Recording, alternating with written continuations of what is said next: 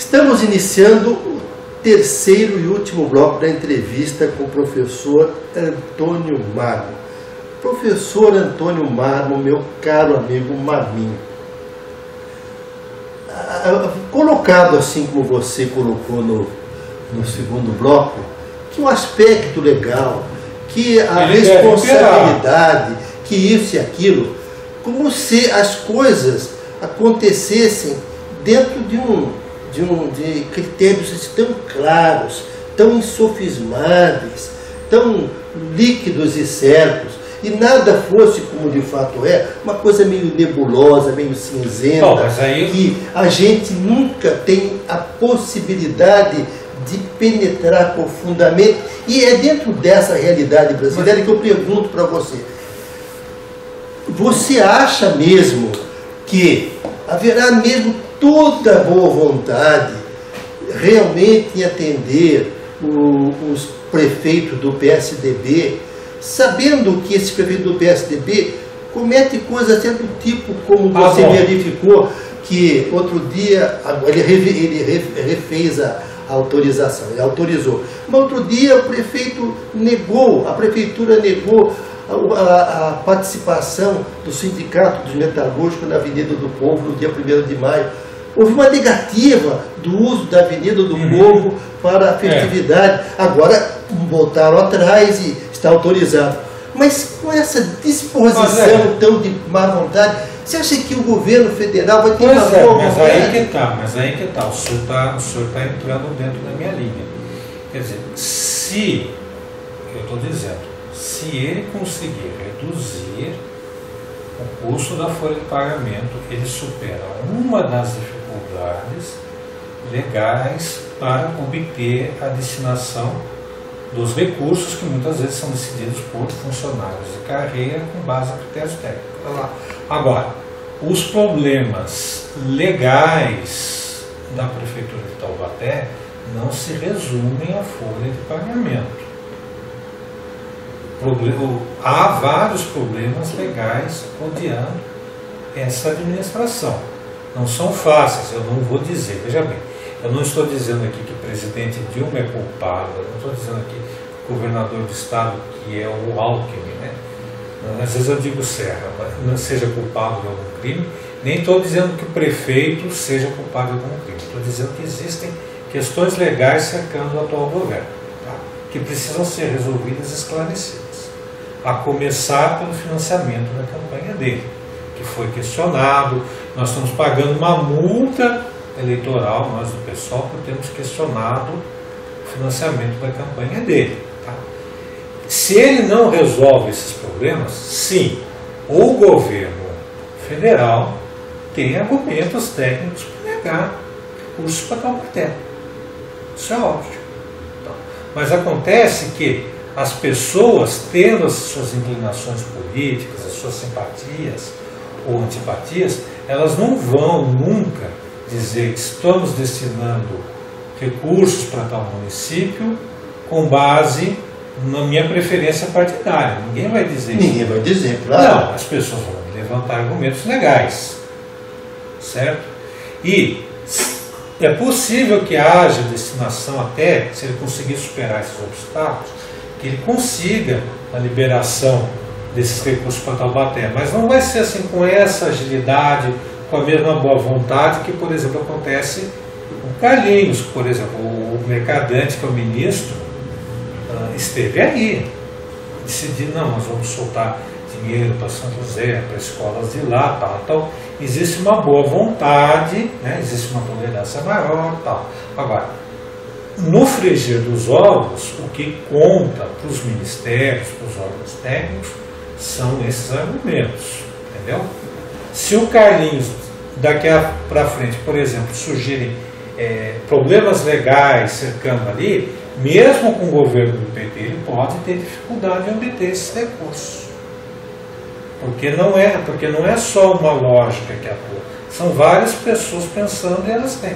Tem pessoas que são extremamente técnicas, pessoas que estão extremamente políticas, há pessoas honestas, há pessoas corruptas em todas as administrações federais, estaduais, municipais, a gente sabe disso. Então tem ali um conflito de interesse, mas a gente sabe que nenhum governante hoje consegue se organizar à margem da lei.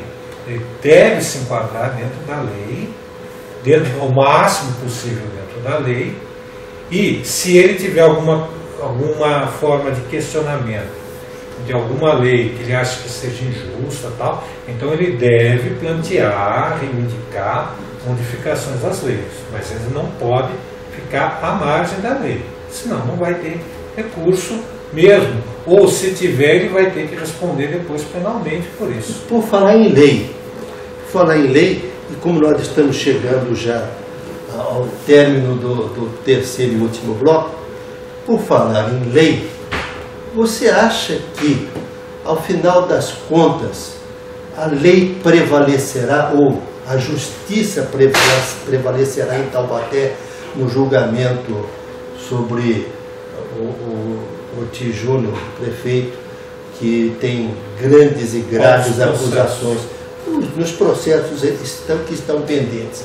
Você acha o quê? Tem um processo eleitoral e tem um processo civil, tem um processo na Justiça Estadual e tem processos na Justiça Eleitoral. Você acha que, pegando esse eleitoral, você acha que, afinal de contas, vai prevalecer a justiça? Você tem essa confiança cega e absoluta que vai haver justiça? Bom, isso daí depende muito do que é justiça, né? Porque quem é réu num processo acha que justiça é sua absolvição, né? E quem está do lado da acusação acha que justiça é a condenação do réu. Mas eu acho o seguinte, não vai ser decidida essa questão, obviamente, em primeira instância. A parte que perder vai recorrer. E o processo pode arrastar-se por todo o mandato dele, na Justiça Eleitoral. Se isso for o caso, né, independentemente do resultado, será péssimo. Mas eu sempre explico para as pessoas. Nós não estamos no primeiro mundo. Por mais que digam que o Brasil é parte dos BRIC, etc., o Brasil está no terceiro mundo. E na periferia do capitalismo, o que é mais importante para os políticos é a manutenção do status quo. No primeiro mundo, é igual a prioridade, manutenção do status quo e resolver rapidamente os problemas com eficiência. As duas são prioridades gêmeas. Tanto é que o Nixon, diante da crise que teve do Watergate, resolveu renunciar. Não era mais interessante para ele das alternativas, mas ele precisava dar uma resposta rápida. Aqui isso não acontece. O governo Peixoto arrastou-se 8 anos, apesar de ter todos os elementos para ser cassado. A mesma história pode repetir-se agora, não há dúvida disso. Independentemente do prefeito ser inocente ou culpado, o que o acusam, ele tem as condições de arrastar esse processo e parece que o modus operandi da política no terceiro mundo mesmo, a manutenção do status quo acima da resolução dos problemas. Nós estamos encerrando a nossa entrevista com o professor Antônio Marmo, nosso conhecido Marminho. Ele já veio aqui outra vez, foi um show, foi a entrevista que deu mais ibope aqui no Diário Taubaté TV, não é isso, Yara? Uhum. Então, é uma satisfação receber... Todas as vezes que ele vem, dá uma honra. Dá um ibope, você deve ter um fã-clube extraordinário. Eu só quero explicar uma coisa às pessoas, esclarecer uma coisa às pessoas. Vocês já estão cansados de muitos políticos que vêm e falam para vocês as coisas com o intuito de simplesmente de captar voto, de parecer bem, de escutar o que as pessoas querem dizer. Eu tenho um compromisso de, primeiro, esclarecer o eleitorado. Eu não me candidato senão para esclarecer as pessoas. Às vezes eu não dou a resposta que as pessoas querem ouvir, não. Mas eu digo a verdade para as pessoas, sim, mostro a realidade como ela é. Que não é a realidade que interessa nas pessoas. Vocês, na maioria de vocês precisam localizar-se. A maioria de nós está dentro da classe trabalhadora. E esse sistema que governa o mundo, que rege a economia, a política, o sistema capitalista, não é o sistema que vai satisfazer os interesses de vocês.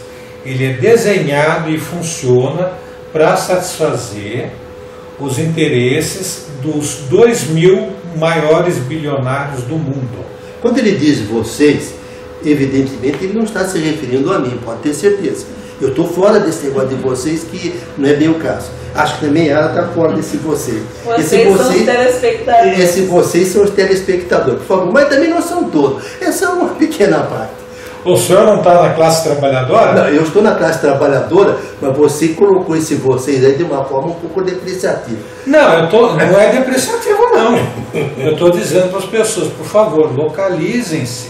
Não pensem que vocês são o Bill Gates, que vocês são o Collor, que vocês têm a mesma posição na sociedade que o Silvio Santos, que esses são os burgueses. Vocês estão do lado oprimido. Vocês são os explorados. Proletariado.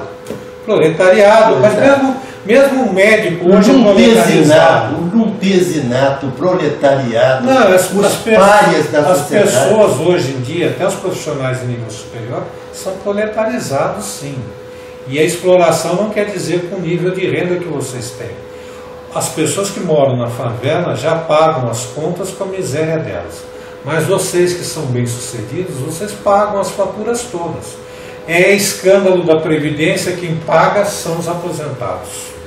É rombo do FGTS que foi desviado para alguma coisa, surge nos jornais, quem vai pagar são os trabalhadores. Vocês sempre pagam as faturas todas. Então, gente, por favor, entendam isso. Eu venho sempre para tentar esclarecer, em primeiro lugar. Gostem de mim ou não, votem em mim ou não, seja eu candidato ou não, mas eu venho para esclarecer. E se ao fim de uma entrevista dessa eu puder ter deixado as coisas um pouco mais claras para vocês, e vocês puderem entender em que campo se situa o atual prefeito e a oposição amiga que ele tem na Câmara e tal, eu me dou por satisfeito. Mas questionem e procurem saber, para vocês sempre poderem questionar com armas nas mãos. Nós agradecemos a presença do preclaro amigo Antônio Marmo Marminho. Um grande abraço aos internautas. Voltamos brevemente.